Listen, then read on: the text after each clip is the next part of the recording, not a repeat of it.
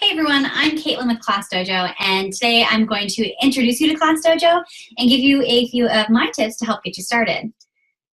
We're going to start off at classdojo.com/resources. So if you would like to access the PDF that I'm using today, just download the PDF and it will take you here. I was an elementary teacher and I had a ClassDojo classroom because I felt that it opened the door to families to be a part of the learning experience, and it truly changed my classroom culture. There is so much you can do with ClassDojo. We're going to try to talk about all those things, but keep it just under 10 minutes. So let's start off by closing all of your tabs. I'm sure you have 10 tabs open right now for different apps or things you're using to help you do all the things you can do in your classroom. Close them. You can now do it all in your ClassDojo app. There's the timer, so students have a visual countdown to manage their time. Random allows you to choose a student at random. Group Maker allows you to set the number of students you want in each group and randomly generates those groups. Best part, there is a don't group together feature. So those two kids who are super chatty and somehow always end up in the same group will not be grouped together when you randomly make groups. There's noise meter to help students monitor their volume level in the classroom. Directions. As soon as you give directions, I'm sure you have a few kids come up and say, "What are we doing?" Now you'll have directions up so they don't have to come ask you. Think, Pair, Share. You can pose questions for students to answer together. Today you can post daily announcements or a morning welcome message.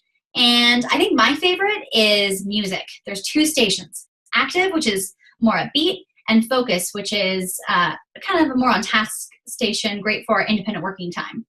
Best Part Toolkit, there are more tools to come, so you'll have to stay tuned. We all know it's important to give students timely, specific, individualized feedback. And with ClassDojo doing that for 30 kids or more, easy. Skills are customizable, so you can work on perseverance one week and focus on helping others the next.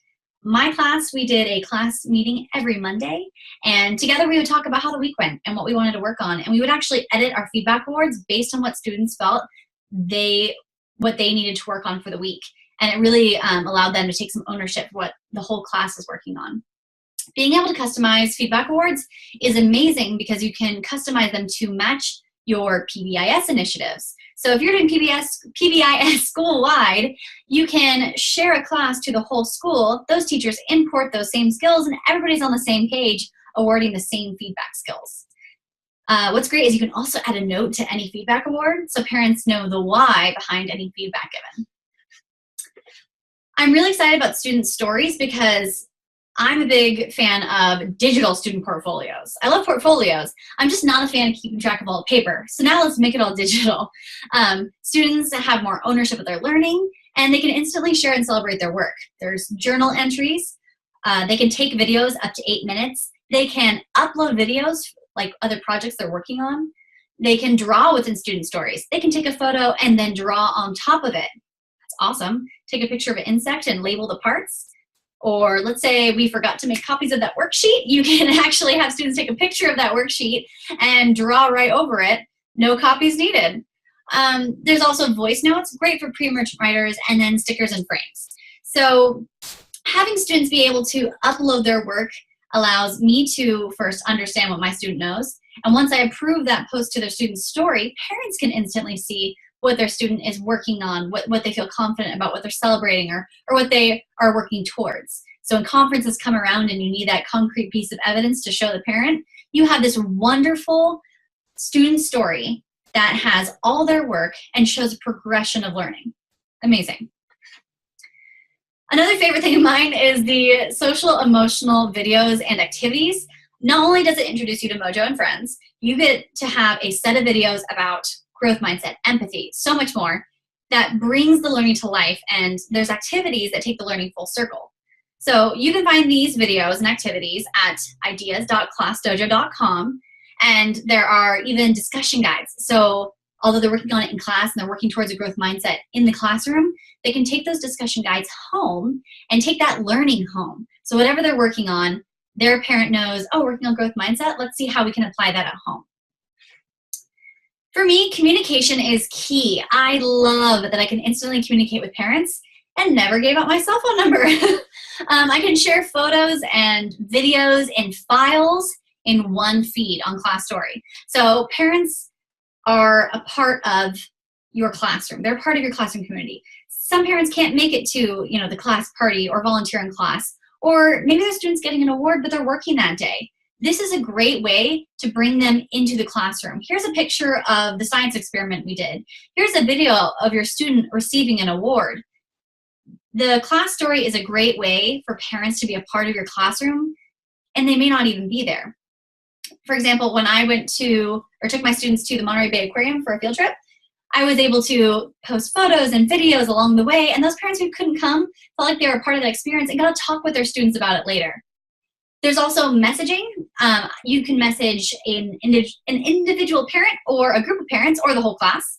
And what's great about that is that, first of all, there's read receipts. You send a message home, you know if someone read that or not. And you can send messages about, let's say we're coming back on that field trip. We'll be back in 15 minutes. That message, parents can see and know, okay, I need to get back to school. It's a great way to send reminders like PE shoes were forgotten, the buses will be late. And parents instantly see that rather than an email that might get lost in their inbox or a phone call they may not be able to answer because they're in a work meeting. My favorite way to use messaging was to send a positive note home to parents. Just really talking about their individual student and to show that you really know and care for their student as much as they love and care for their child. So being able to send home like, hey, like Timmy was super nervous about presenting, but he spoke with confidence and his students were really impressed. That really touches parents. I also love that you can translate ClassStory and messages. It's not just in one language and only accessible by the parents in your class who speak English. If you have a Spanish-speaking family, they're able to look at the ClassStory but also read the caption as well. This brings families into your classroom who may not have been able to communicate with you before. You can also schedule messages. This is fantastic. I love this for planning because I do all my planning on Monday, and I know I need to send a reminder about the Assembly Friday, and sometimes I forget. So you have something coming up, just schedule that message to send out. You need to send out conference reminders, schedule those messages to send out to those parents so they know when they need to be in the classroom.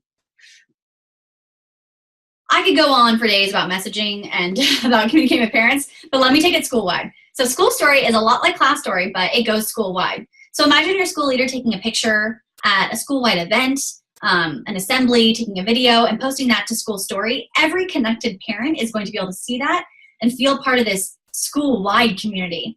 You can get rid of that paper newsletter. I mean, it's probably at the bottom of the backpack anyway. So let's put that digitally on the SchoolStory, and parents love being informed, and it's all in one feed. Easy to get set up. You can download the app. You can go on the web, Android and iOS. You can go to classdojo.com/sign up, or if you already have an account, go to teach.classdojo.com. And I could go on for days about tips, and I'm not going to do that to you, but I'll give you my 3. Invite parents. Inviting parents into this really takes the learning for your year full circle. Parents will feel a part of everything. So invite parents. Click on Stories tab and hit the blue Invite Parents button. Post a welcome message on ClassStory, and then explore Toolkit. See which tool is your favorite. Let us know which is your favorite, and keep an eye out for any new ones that may be coming your way. All right, so that's it. For additional resources, you can go to classdojo.com/resources. And if you need any help at all, you can always email us at hello@classdojo.com or reach out to us on Twitter @ClassDojo. We're super excited for you to use ClassDojo this year, and we really hope you have the best school year yet. Thanks for watching.